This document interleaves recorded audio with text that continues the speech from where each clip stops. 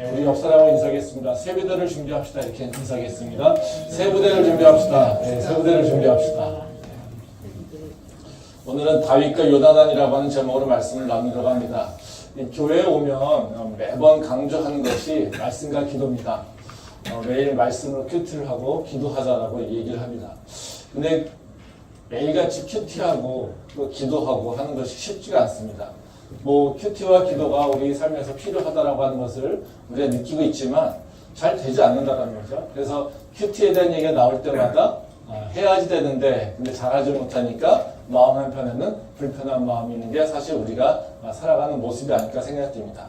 그래서 우리가 고민해야 되는 것은 사실 우리가 어떻게 하면 큐티를 잘할 수 있을까? 또 아니면 우리가 어떻게 하면 큐티를 좀 열심히 할 수 있을까? 뭐 이런 것들에 대해서 이제 교회에서도 또는 성도로서 함께 고민해 볼 필요가 있지 않을까 생각됩니다. 뭐 큐티는 뭐 대단히 능력이 있거나 뭔가 이런 사람이 하는 게 아니라 사실은 그냥 열심히 있고 또 큐티에 대한 중요성을 알면은 뭐 할 수 있지 않을까 이런 생각이 듭니다. 큐티를 이렇게 그 특성을 보게 되면요. 공부하는 거랑 비슷한 좀 특성을 갖고 있는 것 같아요. 우리가 공부를 잘하려면 열심히 해야 되잖아요. 그리고 공부를 잘하면 뭔가 나한테 미래에 좀 기회가 있을 것 같고 내 삶이 좀 변할 수 있을 것 같고 뭐 그런 생각이 든다는 거죠. 근데 이제 공부를 잘하면 나한테 좋은 건 알고 있지만 사실 잘 안 된다는 거죠. 그래서 우리는 공부에 대해서 생각하면 항상 뭔가 열심히 해야 되는데 잘 안 돼서 불편하고 또 잘하고 싶은데 잘 안 되니까 더 이렇게 마음이 아프고 뭐 이런 거라는 거죠. 근데 가끔 우리 학생들을 보게 되면 공부를 못하다 봐도 또 공부를 열심히 하게 되고 공부에 새 마음을 갖게 되는 그런 학생들이 있습니다. 그런 학생들은 그 공부하는 태도도 바뀌게 되고 또 성적도 바뀌게 되고 삶도 바뀌게 되는 것을 우리가 보게 된다는 거죠. 그러면 그 친구들이 잘 안 되던 것들을 왜 바뀔까라고 하는 것의 과정을 보면 우리가 맨날 같이 고민하는 그 큐티도 좀 비슷하지 않을까 생각됩니다. 공부에 대해서 잘해야 된다라고 하는 그 책무 또는 책임감만 느끼는 부담이 되죠. 근데 이제 공부에 대한 재미를 느끼거나 공부의 효용성을 느끼게 되면 우리가 공부를 하게 되는 특성이 좀 있죠. 뭐 공부를 이제 안 하다가 하는 애들 같은 경우에 보게 되면 공부가 별 필요 없다가 아니면 공부가 그냥 내 목적만 내가 잘 되기 위해서 뭐만 하다가 공부를 하면서 이제 알게 되고 또 공부가 내 생활에 도움이 되고 또 이것이 내 삶에 뭔가 좀 영향력이 있을 것 같다, 영향을 미칠 것 같다라고 하는 생각이 들면 이렇게 불편하고 힘들고 하지만 공부를 하게 된다는 거죠. 그래서 공부의 효용성을 좀 알고 공부가 정말 중요하다라는 것을 내 삶에서 좀 이렇게 경험하게 되면 우리가 공부를 좀 더 잘할 수 있지 않을까라는 생각이 듭니다. 큐티도 마찬가지입니다. 공부랑 비슷하죠. 그 성경책을 봐야 되고 기도하는 거. 근데 이게 참 쉽지 않잖아요. 책 읽는 것도 귀찮고 또 이렇게 눈 감고 앉아서 무슨 말을 해야 될지도 모르는데 계속해서 기도해야 되는 거. 뭐 이것도 사실 편치 않다는 거죠. 근데 이거를 넘어갈 수 있는 방법은 큐티가 정말 내 삶에 영향을 있고 또 큐티가 내 삶을 변화시킬 수 있다라고 하는 것을 좀 체험하거나 또 아니면 그것에 대한 확신이 있게 되면 우리가 성경 말씀도 보고 또 그리고 기도도 좀 더 할 수 있지 않을까 생각이 든다라는 거죠. 뭐 큐티가 우리 삶에 영향을 주게 되는 것을 보게 되면 뭐 다 아시다시피 큐티를 하고 또 기도를 하게 되면 우리 삶이 변화가 일어날 수밖에 없어요. 안 일어나면 이상한 겁니다. 그러니까 큐티나 말씀과 기도가 우리 삶에서 있을 때 이 변화되는 그 과정을 보게 되면요. 우리가 성경을 보지 않고 또 기도하지 않으면 우리가 세상의 어떤 환경에 대해서 반응하는 방식이 우리의 육체적인 반응이 있다는 거죠. 그러니까 우리의 욕심이라든가 내 편안함이라든가 내 욕구를 충족시키는 쪽으로 가게 되고요. 또 내 감정적으로 흘러들어서 내가 이제 내 환경의 변화에 대해서 세상 일에 대해서 반응하게 된다는 겁니다. 근데 우리가 말씀을 보고 기도를 하고 영적으로 충만함이 있을 때 내 삶에 있어서 어떤 변화가 일어날 때 우리는 이렇게 육체적 또는 감정적 또는 내 욕구에 따라서 반응하는 것이 아니라 그 문제를 이제 하나님의 말씀의 관점에서 보게 된다는 겁니다. 그리고 하나님의 말씀을 따라서 내가 그것을 보기 때문에 이제는 육체적 반응이 아니라 영적인 반응을 하게 된다는 거죠. 그래서 우리가 성경 말씀 그 큐티를 하고 있지 않으면 우리가 살아가면서 자연스럽게 어떤 반응을 하냐면요. 육체적 반응을 하게 되고요. 또 육체적 반응을 하게 되니까 결국에는 하나님 말씀과 점점 더 멀어지는 특성들이 있다는 거죠. 근데 우리가 큐티를 하면서 말씀과 가까워지고 기도하게 되면 우리가 영적인 반응을 하게 되고 또 하나님 말씀이 내 삶과 연결되는 것을 우리가 경험하게 되고 그러니까 하나님 말씀이 내 삶에 정말로 영향을 미치는구나라는 것을 알게 되고 또 그래서 하나님의 능력을 체험하게 된다는 거죠.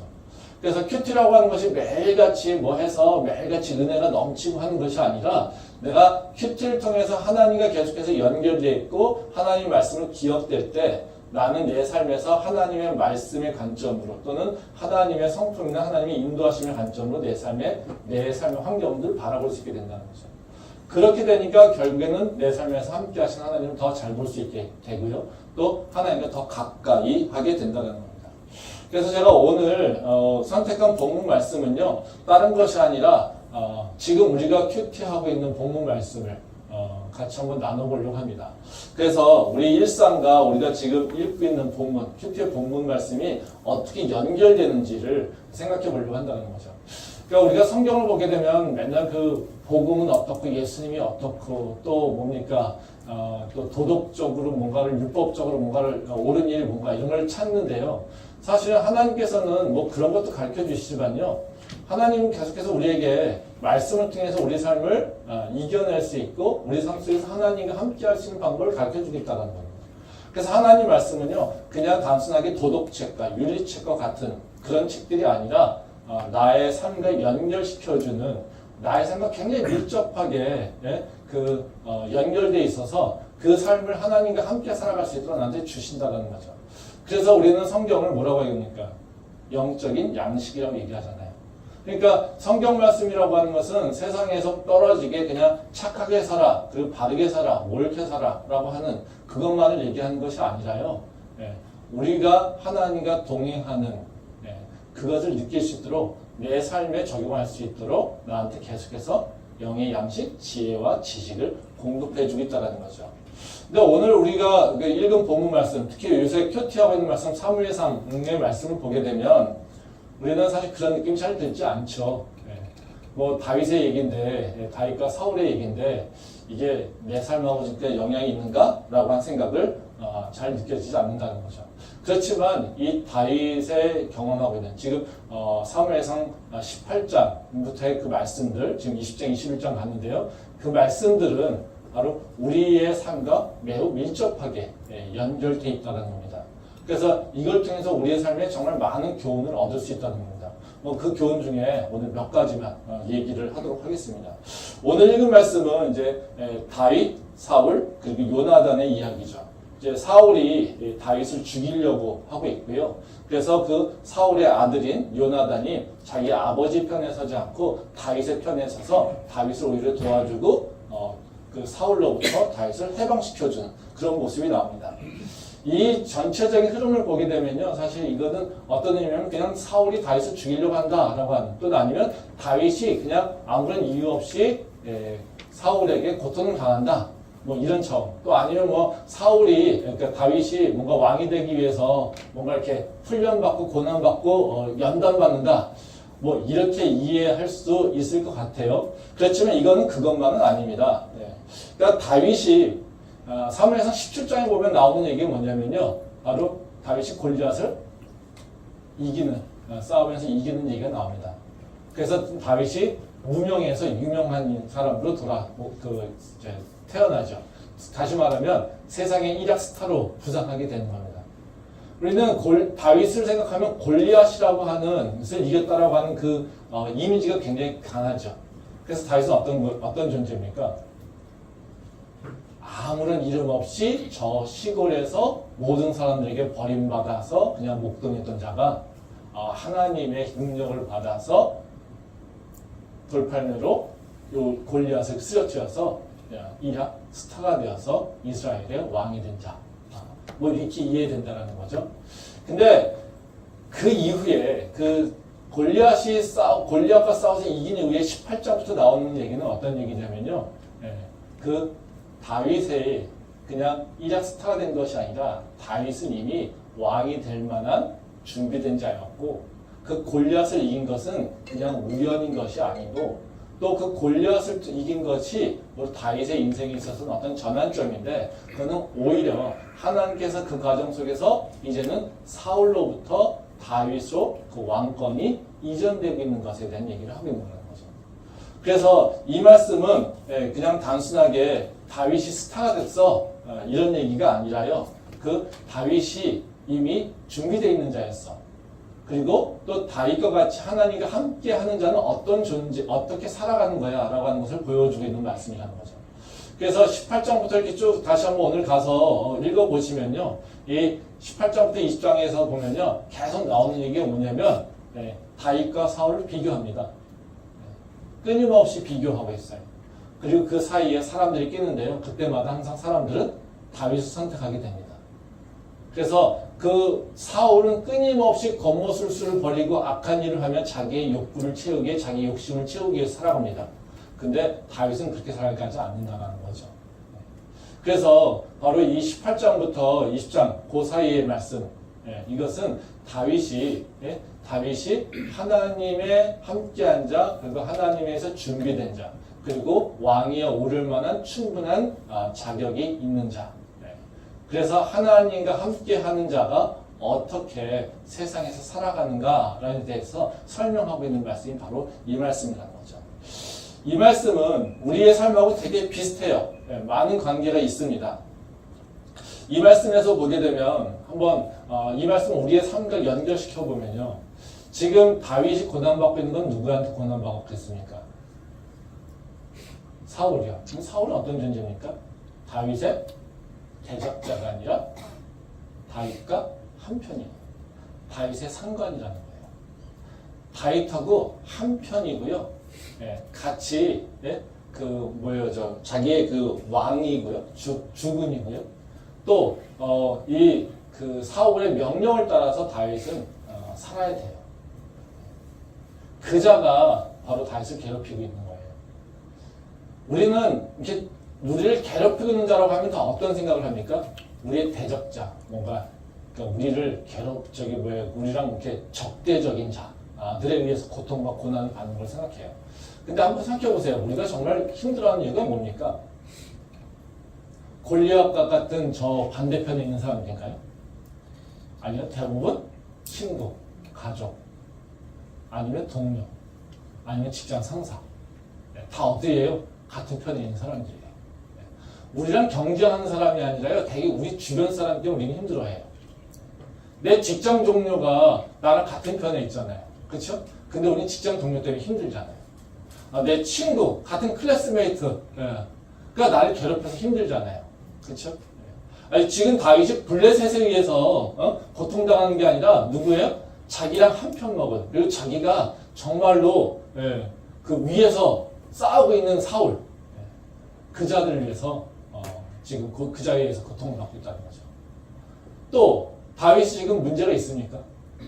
잘못하고 있어요. 다윗 생각이 나는 엄청 사울한테 잘못했어. 그래서 그 사울이 내가 사울한테 잘못하니까 사울이 그것 때문에 나를 계속해서 핍박해. 지금 이런 상황입니까? 아니죠. 사실 우리가 주변 사람들과 충돌이 있어서 고통당할 때 우리는 어떤 생각이 듭니까?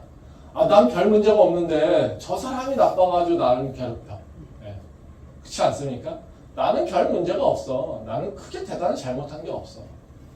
나는 크게 뭔가 얻으려고 하고 욕심부리지 않고 내가 뭔가 대단한 실수도 않고 잘못한 게 없는데 저자가 나를 괴롭혀. 사실 이런 거 문제죠. 지금 다윗이 겪고 있는 문제는 엄청 다른 세상의 얘기가 아니라 실제적으로 우리가 겪고 있는 환경과 똑같아요. 내 가까운 사람, 내가 지금 위에서 일하고 있는 사람, 그리고 나는 크게 그 사람한테 악한 마음도 품지도 않고 잘못한 것도 같지 않은데 그 사람은 나를 미워해. 괜히 미워해서 나를 지금 힘들게 해. 바로 이 상황이라는 거죠. 그래서 이거는 절대로 이 사무엘상은 우리가 그냥 겉으로 읽어보면 우리의 삶과 전혀 다른 정말 그 왕 되는 사람들의 이야기가 같이 보이지만 엄청 믿음 좋은 사람들이 이긴 것 같지만 사실 그가 겪고 있는 문제는 지금 이 시대에 내가 겪고 있는 문제와 너무나도 똑같은 모습의 문제를 지금 경험하고 있다는 거예요. 그럼 이걸 깊이 묵상하면 내 삶에 도움이 될까요? 도움이 안 될까요? 도움이 되겠죠. 네. 그게 큐티의 능력입니다. 그러니까 큐티를 하게 되면요, 성경을 통해서 내 삶을 다시 돌아볼 수 있고요. 그 성경을 통해서 하나님께서 주신 교훈을 통해서 내 삶에서 일어나고 있는 문제들에 대한 해답을 찾을 수 있는 지혜가 있게 된다는 거죠. 우리가 이런 것을 묵상하지 않을 때 우리는 어떻게 해요? 저 인간이 나쁜 인간이야. 정말 내가 어쩌다 운이 나빠가지고 무슨 팔자가 이렇게 드세가지고 저런 인간을 만나가지고 나는 저 직장을 옮겨가든지 빨리 해야지. 이런 것밖에 대답이 없겠죠. 아, 나는 저 인간한테 악을 행하지도 않고 저 인간을 해하려고 하지도 않고 나는 그저 내가 할 일 내가 열심히 하고 있는데 저 인간은 나를 왜 못 잡아먹어서 난릴까? 네. 아, 저 인간 어떻게 저거 해결하지? 이런 생각밖에 할 수밖에 없겠죠. 근데 그 생각이 아니라 하나님께서 나에게 주시는 교훈이 뭘까를 생각해서 그 문제를 해결할 때는 우리가 믿는 사람으로서 세상 사람과 완전히 다른 그 육체적 해법이 아니라 영적인 해법을 찾을 수 있는 바로 그런 지혜가 있을 수 있게 된다는 거죠. 그래서 큐티라고 하는 것은요, 성경 말씀을 묵상하고 기도한다라고 하는 것은요, 그냥 우리가 종교적 행위로서 살아가는 것이 아니라 내 삶에서 정말로 내 삶을 지혜롭게 그리고 내 삶을 정말 하나님 주신 축복을 누리게 충분한 그 길로 인도할 수 있는 길이라는 거죠. 그러게 우리가 큐티를 다시 한번 생각해 보시고요. 말씀을 보는 그런 그 생각과 그 태도가 좀 바뀌면 좋겠습니다. 그래서 오늘은 이제 이 다윗의 얘기를 통해서 우리 일상에서 이해가 안 되는 고난을 겪고 있을 때 우리가 어떻게 해야 되는지 그 부분에 대해서 좀 생각을 해보려고 합니다. 우리가 내가 도저히 이건 왜 나한테 이런 고난이 있는지 모르겠어 라고 하는 그런 문제들이 생길 때 우리는 무엇을 해야 되는지, 그러니까 어떤 것을 바라봐야 되는 것인지, 그리고 왜 그런 고난이 오게 되는 것인지, 그리고 그때 우리는 무엇을 해야 될 것인지, 이 부분에 대해서 세 가지 이슈에 대해서 좀 생각을 좀 해보도록 하겠습니다. 첫 번째로요, 우리가 생각하기에 이해가 되지 않는 고난이 나한테 찾아와서 나를 힘들게 할 때, 나는 어떻게 해야 될까? 답은 뻔하죠? 나를 힘들게 하는 그 어려움, 내 욕구가 채워지지 않는 그 부족함, 이런 것을 바라보는 것이 아니라요, 하나님이 나를 지금 어느 방향으로 인도하고 있는가, 하나님의 인도하심의 방향성을 찾으려고 노력해야 된다는 거죠. 즉, 내가 부족한 것을 보는 것이 아니라요, 하나님의 인도하심의 그 방향이 어디에 있는가를 찾아보려고 해야 된다는 거예요. 말씀 보도록 하겠습니다. 사무엘상 18장 5절 말씀입니다. 다윗은 사울이 보내는 곳마다 가서 지혜롭게 행하매 사울이 그를 군대의 장으로 삼았더니 온 백성이 합당히 여겼고 사울의 신하들도 합당히 여겼더라.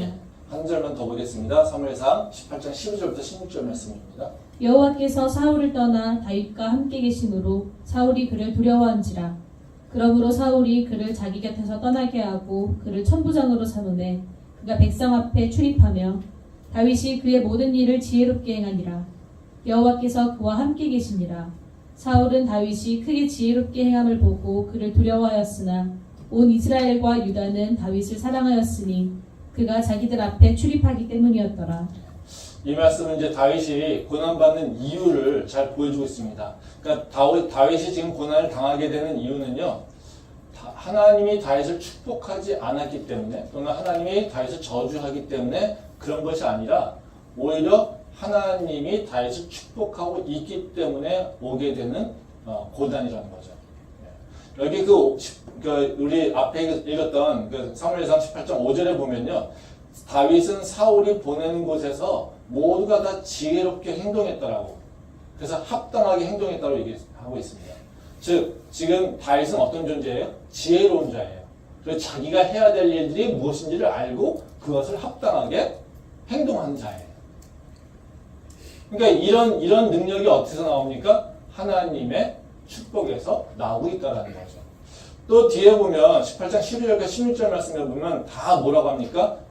그 가장 사울이 다윗을 핍박하는 이유는 뭐냐면요, 사울이 다윗을 두려워했기 때문이다. 거기 보면 12절 말씀을 보면요, 여호와께서 사울을 떠나 다윗과 함께 계심으로 사울이 그를 두려워한지라. 사울이 뭘 느끼고 있는 거예요? 다윗을 보면서 전원이 하나님의 축복을 받고 있네 라는 거예요. 근데 나는 전원보다 하나님의 축복을 누리고 있지 못하고 있네. 좀 내가 저 다윗보다 하나님의 사랑을 못 받으면 내가 혹시 버려지지 않을까라고 하는 그 두려움 때문에 지금 다윗을 핍박하고 있다는 거예요. 이 말씀에서 보게 되면요, 계속해서 나오는 얘기가 다윗과 사울은 좀 다르죠. 다윗은 하나님과 함께함으로 지혜롭고 합당한 모습으로 세상 사람들에게 인정을 받고 있는 모습이에요. 사울은요, 하나님한테 범죄하여서 자신이 하나님에게 사랑받고 있다라고 하는 것, 축복받고 있다라는 것에 대한 확신이 있지 않아요. 자기가 왕위에 있지만 그 왕위에 있는 것 자체가 두렵고요. 자기가 왕위를 지키고 있지만 그 왕위를 지킬 수 있는 자신이 없기 때문에 바로 그 자기보다 뛰어난 또 자기보다 훌륭하게 인정받고 있는 다윗에 대해서 두려움을 느끼게 되는 겁니다.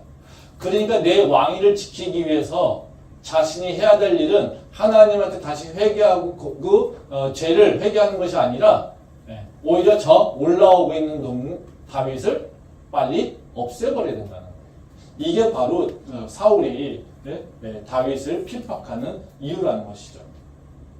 여기에 보게 되면 다윗은 고난받아야 될 이유가 세상적인 이유는 하나도 없습니다. 그렇죠?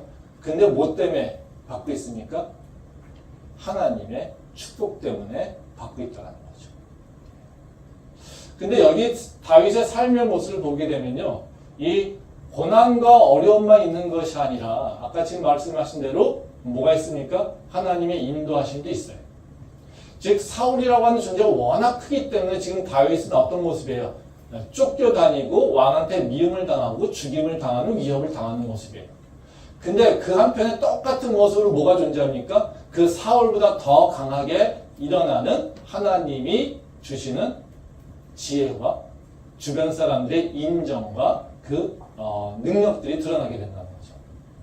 그러면 지금 나타나는 분명히 다윗은 어때요? 고통받고 있고 고난당하고 있어요. 그리고 왕 앞에 나갈 수도 없고 자유롭게 움직이지도 못해요. 굉장히 어렵고 힘든 상황이겠죠. 근데 그 상황을 보게 되면요, 어떻습니까? 한편에는 고난도 있지만 또 다른 한편에서 뭐가 있습니까? 하나님의 축복과 인도하심이 있다는 거예요. 우리가 육체적으로 이걸 반응하면 어떻게 이해할 수 있을까요? 아, 다윗 정말 불쌍한 존재야. 야, 저는 열심히 잘하고 있는데 저 왕한테 되게 욕먹네. 저 왕한테 되게 저 미움받고 있네. 아우, 저거 어떻게 불쌍해서. 이런 거지. 그쵸? 근데 오히려 하나님은 계속해서 뭘 얘기하고 계시냐면요, 야 다윗아, 너는 내가 너와 함께하고 있어. 이걸 끊임없이 고난 가운데서도 다윗에게 말씀하고 있다는 거죠. 우리가 아무런 이유가 없이 고난받고 있다라고 생각할 때 우리는 뭘 찾아야 되냐면요, 하나님의 인도하심이 무엇일까를 좀 봐야 되는데, 그것은 어떤 거냐면요, 고난의 상황도 있지만 나에게 주신 하나님의 축복이 어느 쪽에 있는가, 또 그 축복이 어떻게 이루어지는가도 봐야 되는 거예요. 지금 내 삶에는 항상 하나만 있지 않아요. 끊임없이 고통만 연결되는 것이 아니라요, 하나님이 우리를 사랑하시기에 하나님께서 우리를 인도하신 것이 있다라는 거죠.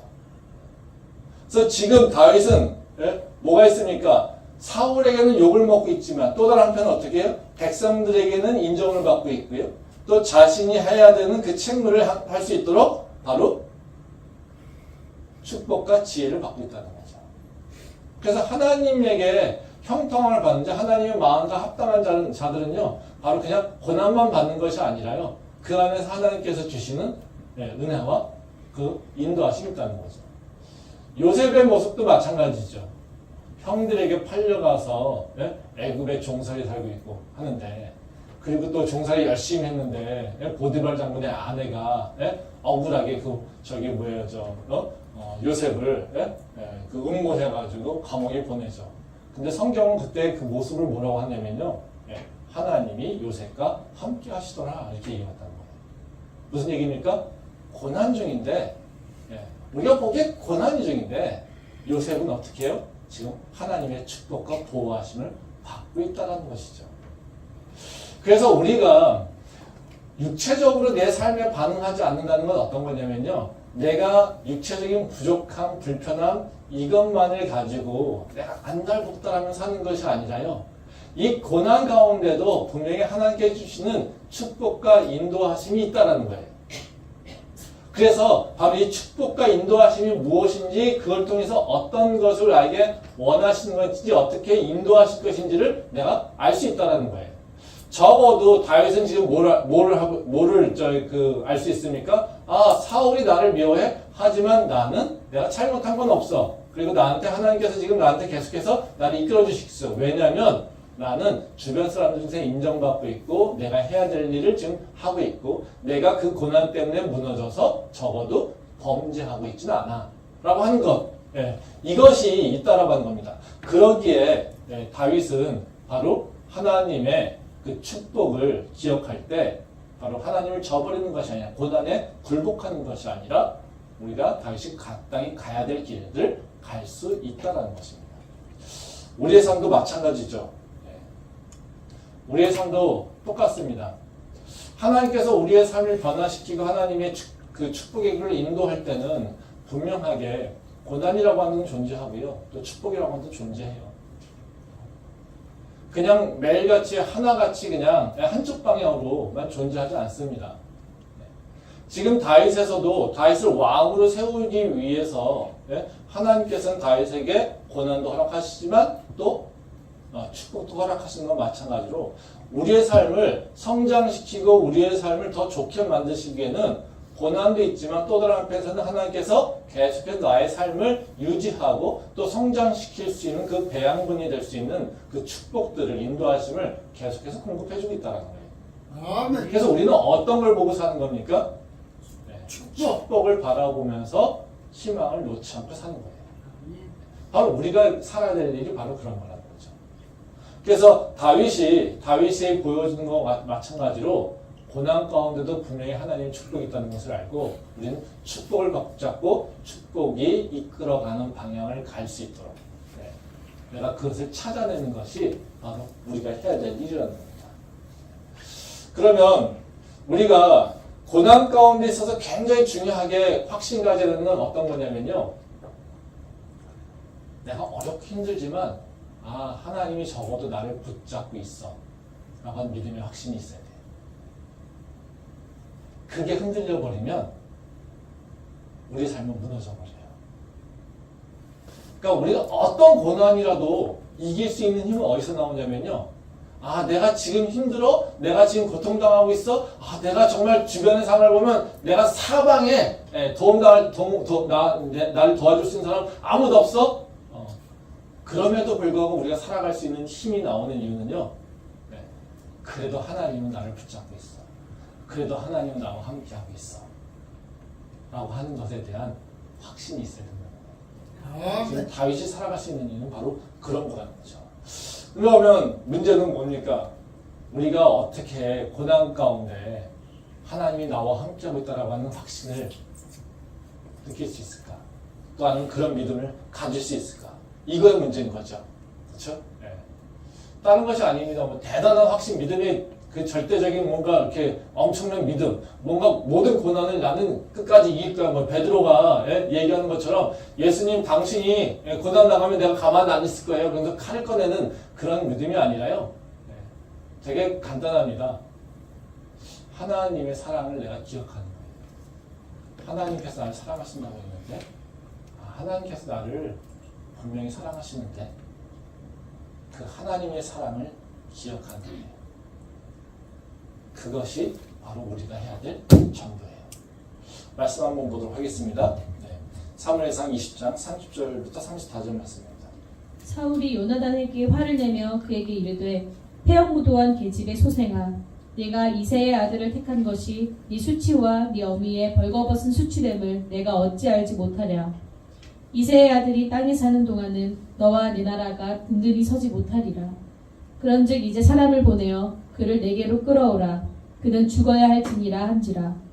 요나단이 그의 아버지 사울에게 대답하여 이르되 그가 죽을 일이 무엇이니이까? 무엇을 행하였나이까?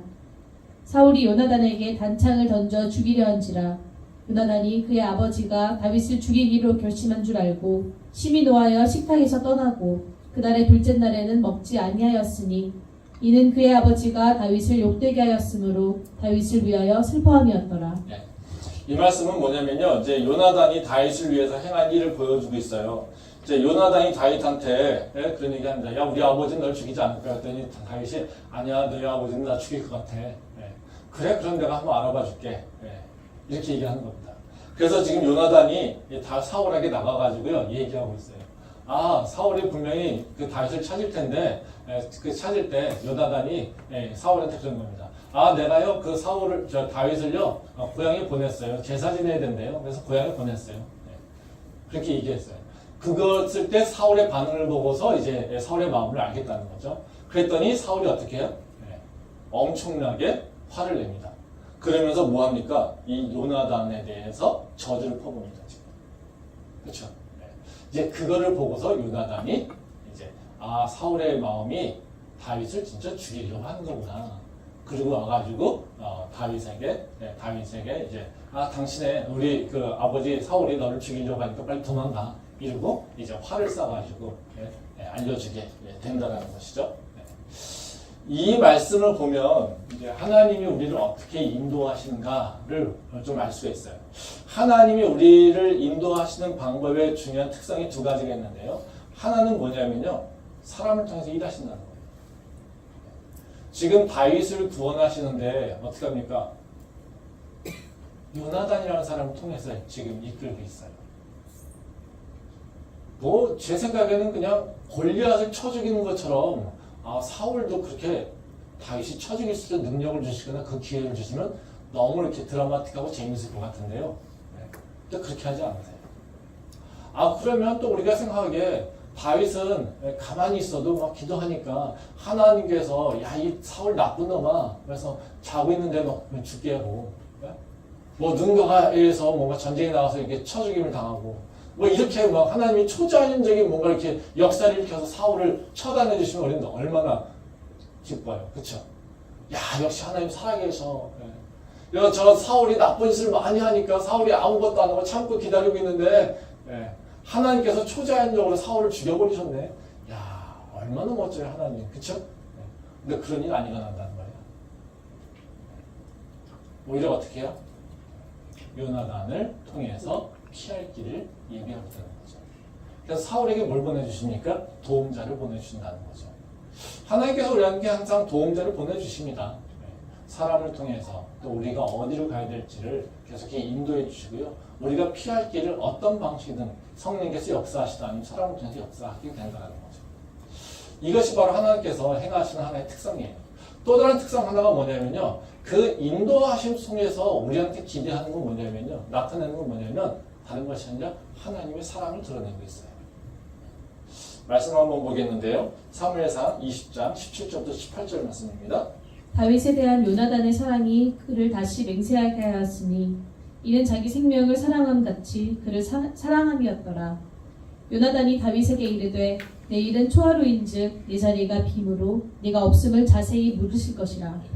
이제 이 말씀은 이제 요나단의 특성에 대해서 이제 보여주고 있는 말씀이죠. 그러니까 요나단이 에 대해서 설명할 때 뭐라고 하냐면요.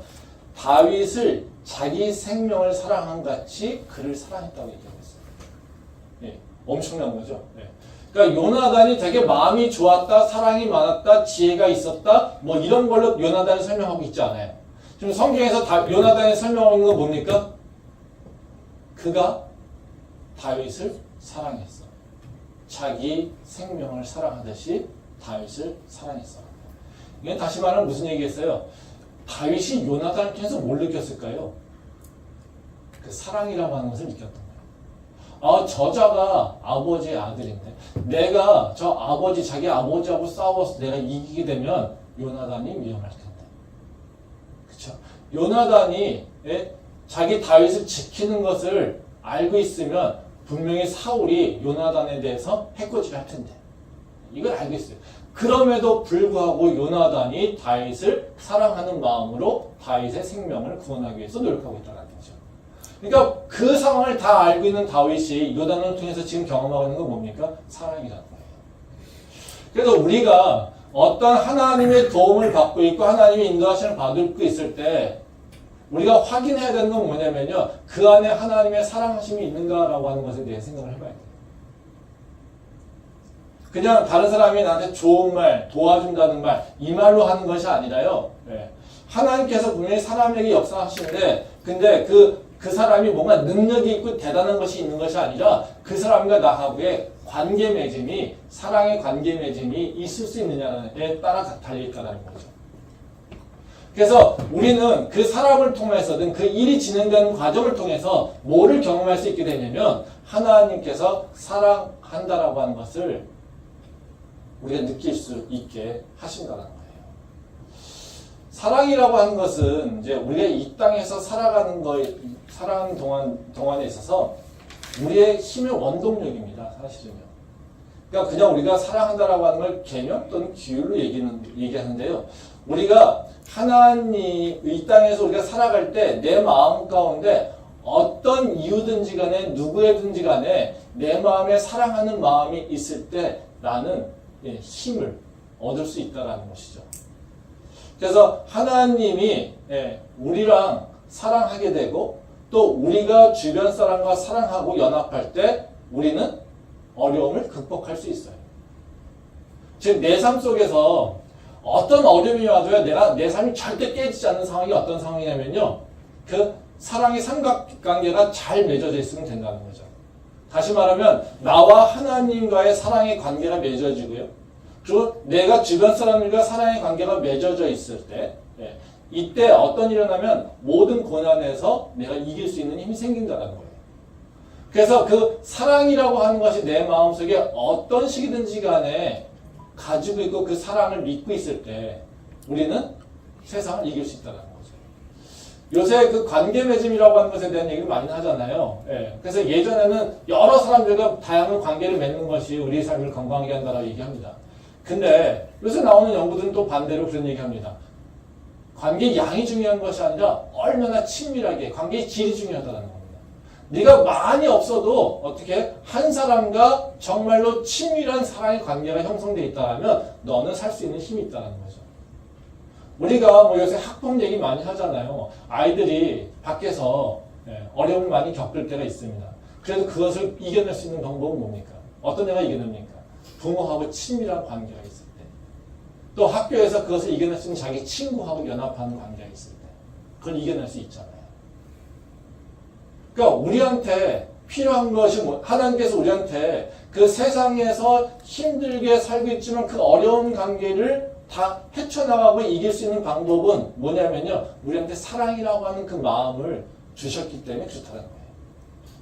그래서 하나님과 나하고의 사랑의 관계, 나와 주변 간의 사랑의 관계, 그것이 많고 적고의 문제가 아니라 그 친밀한 진짜 사랑이라고 하는 그 관계를 맺고 있으면 우리는 세상에서 어떤 일이 일어난다라도 우리는 절대 무너지지 않고 그것을 이겨낼 수 있다는 거죠. 말씀 한번 보겠는데요. 요한복음 15장 10절부터 14절 말씀입니다. 내 계명은 곧 내가 너희를 사랑한 것 같이 너희도 서로 사랑하라는 이것이니라. 사람이 친구를 위하여 자기 목숨을 버리면 이보다 더 큰 사랑이 없나니 너희는 내가 명하는 대로 행하면 곧 나의 친구라. 이 말씀은 이제 예수님이 십자가 사건 이후에 하늘로 올라가셨을 때를 대비해서 제자들에게 이 땅에서 어떻게 살 것인지에 대해서 당부하시는 말씀이에요. 이 말씀은 이제 사랑을 통해서 나와 예수님의 관계가 변화되고 그리고 또 내가 그 사랑을 통해서 이제 주변 사람들에게 무엇을 행해야 될지를 보여주고 있는 겁니다. 그래서 여기 보면 어떤 관계가 일어나는 거냐면요. 바로 내가 예수님의 십자가를 통해 사랑을 알게 됩니다. 그리고 내가 내 주변 사람들과 그 십자가의 사랑을 배워서 주변 사람들에게 사랑을 실천합니다. 그러면 어떤 모습이 되냐면요. 14절 마지막에 뭐라고 얘기하시냐면요. 너희는 내가 명한 대로 행하면 곧 나의 친구라. 즉 너희가 사랑하게 되면 너희는 내 친구가 되게 되고 내 친구가 되면 너는 내 뜻을 알게 된다는 거죠. 왜? 하나님이 내 친구에게 다 알려주니까요. 즉 우리가 사랑이라고 하는 마음을 품고 있어서 어떤 시기든지 간에 사랑을 나누고 있어요. 그러면 우리는 어떤 모습이요? 예수님의 친구가 되는 존재가 된다는 거예요. 그러면 그 사랑의 마음을 갖고 있을 때 우리는 어떻게 해요? 하나님의 뜻을 알게 되고 하나님의 메시지를 들을 수 있고 하나님의 인도하심을 충분히 받을 수 있다는 거예요. 지금 오늘 읽은 그 바로 다윗의 얘기에 보게 되면 다윗과 요나단의 관계가 어떻습니까? 바로 이 삼각관계가 이루어진 거죠. 다윗은 하나님의 사랑을 받고 있죠. 그렇죠? 또 그 사랑으로 끝나는 것이 아니라 요나단과 사랑의 관계를 맺고 있어요. 그래서 사랑으로 서로 그 언약을 하죠. 그 요나단은 다윗을 절대 지킬 것을 약속합니다. 그리고 다윗은 사울이 무너져도 절대로 그 집안을 해하지 않을 걸. 그래서 요나단은 끝까지 지킬 것을 약속합니다. 지금 다윗이 엄청나게 어려운 고난이 있지만 그 고난을 이겨낼 수 있는 건 뭐냐면요. 하나님이 다윗을 사랑하고 있다라고 하는 것을 다윗이 알고 있고요. 또 다윗의 삶 속에서는 요나단이라고 하는 친구가 있어서 바로 그 친구와 사랑의 관계를 맺고 있다는 거예요. 그러기에 바로 그 다윗은 하나님께서 축복하시는 그 삶의 모습, 그리고 세상에서 일어나는 모든 어려움, 그 고난과 환난들을 다 이겨낼 수 있는 바로 그 완벽한 방어 체제를 갖고 있다는 거예요. 그게 바로 여기서 드러나고 있는 말씀이라는 거죠. 그래서 우리가 정말로 하나님에게 사랑을 받고 있다라고 하는 그 확신을 얻으려면요, 두 가지 방법이에요. 하나님과 나하고 깊은 관계를 맺고 있다는 확신이 있든지, 아니면 그거에 맞춰서 내가 주변 사람과 누군가와 내 가족들과 누군가와 바로 사랑의 관계를 맺고 있어서 나의 그 친밀함이 있다라는 그 확신이 있을 때, 그러면 나는 걱정 없다는 거예요. 그리고 하나님께서 축복을 받고 있다는 거예요. 근데 만약에 내가 지금 이것도 또 연약하고요, 내 주변과의 관계도 연약해서 내가 갖고 있는 사랑의 삼각관계가 굉장히 불안전하다라고 하면 나는 지금 뭔가 영적으로 흔들리고 있는 거예요. 이 관계를 회복하기 위해서 기도하고 노력하는 게 필요한 거예요. 그래서 우리가 하나님이 나를 사랑하고 있다라고 하는 또는 내가 고난 가운데 그 힘을 얻을 수 있는 거는요, 바로 내가 하나님과 내 주변과의 사랑의 삼각관계를 다시 한번 검토해 볼 필요가 있다는 거예요. 그럼 마지막으로요, 그럼 우리가 고난받을 때 이 사랑의 삼각관계를 가지고 있을 때 우리는 어떻게 그러면 세상의 고난과 그 도전에 대해서 어떻게 대응할 것인가, 이 부분이죠. 구체적으로 우리는 무엇을 할 것인가 하는 겁니다. 다른 것이 아닙니다. 하나님의 사랑을 갖고 있잖아요. 내가 믿고 있잖아요. 그러면 어떤 고난 가운데서도 하나님을 신뢰하고 그분께 간구하는 겁니다. 그게 우리 성도가 해야 될 일이에요. 그러면 하나님께서 응답하신다고 약속하셨기 때문에요. 말씀 보겠습니다. 사무엘상 18장 28절부터 29절 말씀입니다. 여호와께서 다윗과 함께 계심을 사울이 보고 알았고 사울의 딸 미갈도 그를 사랑하므로 사울이 다윗을 더욱더욱 두려워하여 평생에 다윗의 대적이 되니라. 이 말씀은 이제 다윗이 받고 있는 고난의 특성에 대해서 잘 보여주고 있는 겁니다. 이제 다윗이 사울에게 고난을 당하는 이유는 다른 것이 아니라 뭐라고 합니까? 다윗이 하나님과 함께하고 있기 때문에 이거예요. 즉 다시 말하면 다윗이 하나님에게 속한 자로서 하나님의 사랑을 받고 있으니까 주변 사람들에게 시기를 받고 있다는 거예요. 그래서 이제 사무엘상 18장에 나오는 얘기가 전체적으로 무슨 얘기냐면요, 사울의 왕위가 이제는 다윗에게로 옮겨가고 있는 거예요. 그러니까 세상에 속한 이 사울은 뭘 두려워합니까? 뺏길까봐 다윗을 핍박하게 되는 거죠. 하나님께서 우리를 사랑하시면 우리한테 뭘 주실까요? 좋은 것을 주시겠죠. 근데 이 좋은 것들은 대부분 누가 갖고 있을까요? 세상에 속한 것이 있고요, 또 세상이 가진 것이 있고요. 어쨌든 어둠의 영들이 싫어하는 것은 하나님이 나하고 관계가 온전해지고 강력하게 맺어지는 것을 싫어하겠죠. 그러면 내가 하나님의 역사하심을 경험하며 하나님의 그 더 큰 능력을 행하면서 세상에 빛과 소금 된 자로 사는 것, 이것 자체를 막겠죠. 그러니까 어떤 일이 일어나겠습니까? 내가 하나님의 축복을 받고 있는 가정, 그리고 하나님의 축복의 길로 가는 가정 가운데는 반드시 어떤 일이 일어나게 되냐면 바로 세상에 도전이 있게 된다는 거예요. 지금 다윗이 고통당하는 이유는 다른 이유가 아닙니다. 하나님이 사랑하시기에, 저 하나님께서 세상 사람들이 그걸 알고 있기에 다윗을 하나님이 왕위에 세울 것을 알고 있기에, 세상 사람들은 모르지만 적어도 지금 악령에 붙잡혀 있는 사울은 그 하나님의 역사하심을 알고 있다는 거예요. 그래서 다윗을 두려워하고 다윗을 죽이려고 하고 있다는 것이죠. 이 미움을 통해서 다윗을 향한 하나님의 사랑은 끊임없이 미갈이라고 하는 그 아내를 통해서 계속해서 인정되고 확인되고 있다는 겁니다. 말씀 한번 보고 마무리하도록 하겠습니다. 요한복음 15장 15절부터 19절 말씀입니다. 이제부터는 너희를 종이라 하지 아니하리니 종은 주인이 하는 것을 알지 못함이라. 너희를 친구라 하였노니 내가 내 아버지께 들은 것을 다 너희에게 알게 하였음이라. 너희가 나를 택한 것이 아니요 내가 너희를 택하여 세웠나니 이는 너희로 가서 열매를 맺게 하고 또 너희 열매가 항상 있게 하여 내 이름으로 아버지께 무엇을 구하든지 다 받게 하려 함이라. 내가 이것을 너희에게 명함은 너희로 서로 사랑하게 하려 함이라. 세상이 너희를 미워하면 너희보다 먼저 나를 미워한 줄을 알라. 너희가 세상에 속하였으면 세상이 자기의 것을 사랑할 것이나 너희는 세상에 속한 자가 아니요 도리어 내가 너희를 세상에서 택하였기 때문에 세상이 너희를 미워하느니라. 예. 아까 말씀드린 이 말씀 예수님이 제자들에게 이 땅에서 어떻게 살아갈 것인지에 대해서 설명하시는 말씀이라고 얘기했죠. 여기 보면 중요한 게 뭐냐면요. 예수님이 제자들을 먼저 선택하셨다라고 말씀하시는 거예요. 그러니까 예수님이 먼저 선택하셔서 이제 제자들이 하나님의 사랑을 받고 있다는 거예요. 근데 이걸 세상이 알고 있어요.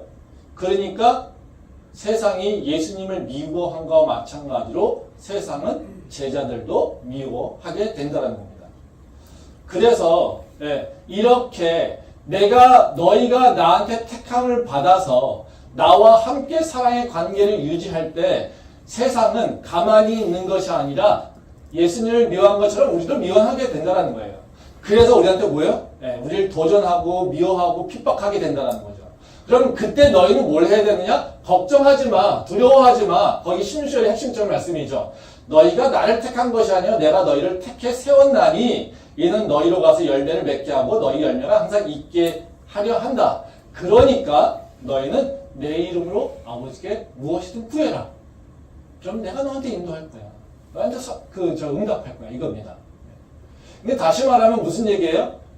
너가 고난당할 거 알고 있어. 너 부족한 거 알 수 있어. 세상에서 너가 위협받는 거 알고 있어. 근데 걱정하지 마. 네가 기도하면 내가 그것을 들어줄 거야. 이겁니다. 너가 연약해. 너가 세상에서 지금 핍박받고 있어. 네가 세상을 이길 수 있는 힘이 충분히 없어. 네가 세상을 이길 수 있는 충분한 능력이 없어. 그래, 걱정하지 마. 하나님한테 기도해. 예수 그리스도의 이름으로 기도하면 너가 응답받을 거야. 이겁니다. 이거 엄청난 얘기죠. 우리는 기도가 내 정성을 다해가지고 하나님한테 드리게 되면 하나님께서 우리의 정성을 보시고 평가하시고 한다고 얘기하지만 기도는 절대 그런 것이 아닙니다. 기도는 뭡니까? 세상에서 하나님의 사랑을 확인하고 그 세상으로부터 도전받는 것을 내가 이제는 그 하나님과 나하고의 그 사랑의 능력으로 또 그 신뢰의 능력으로 세상의 도전을 이기는 것이 바로 기도라는 거예요.